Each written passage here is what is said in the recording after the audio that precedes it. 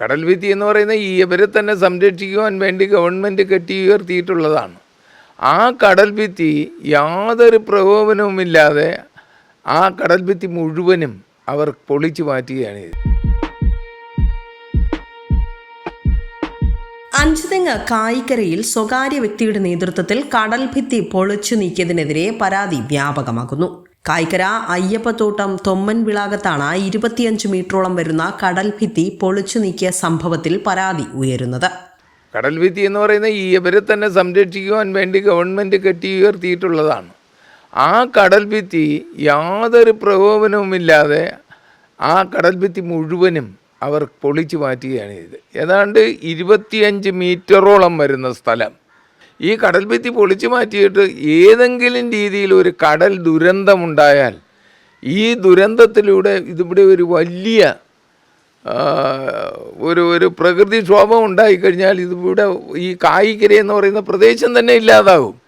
അത്രയ്ക്ക് വലിയ രീതിയിൽ കടൽക്ഷോഭം ഉണ്ടാകുകയാണെങ്കിൽ ഇതിന് ആരാണ് മറുപടി പറയുന്നത്? അനധികൃതമായി കടൽ ഭിത്തി പൊളിച്ചു നീക്കുന്നത് അഞ്ചുതെങ്ങ് കോസ്റ്റൽ പോലീസിൽ പ്രദേശവാസികൾ അറിയിച്ചതിന്റെ അടിസ്ഥാനത്തിൽ വിവിധ സർക്കാർ വകുപ്പുകൾ സ്ഥലത്തെത്തി പരിശോധിക്കുകയും അതിൽ 25 മീറ്ററോളം കടൽ ഭിത്തി പൊളിച്ച് കല്ലുകൾ കൂട്ടിയിട്ടിരിക്കുന്നതായി കണ്ടെത്തുകയും ചെയ്തിരുന്നു.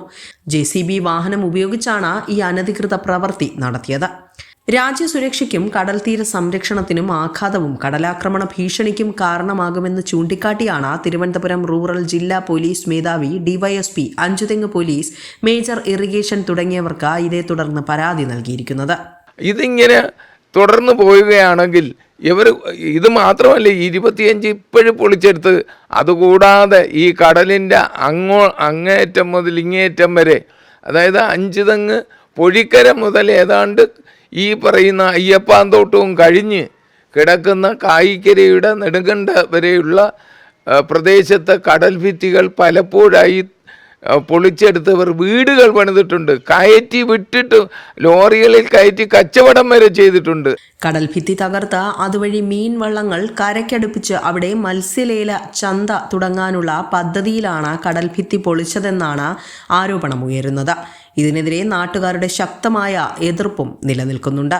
ഈ പ്രവൃത്തി ചെയ്തവർക്കെതിരെ നിയമപരമായ നടപടികൾ കൈക്കൊള്ളണമെന്നാവശ്യപ്പെട്ടുകൊണ്ടാണ് ഇപ്പോൾ നാട്ടുകാർ പരാതിയുമായി രംഗത്തെത്തിയിരിക്കുന്നത്. വിസ്മയ ന്യൂസ്, കടക്കാവൂർ.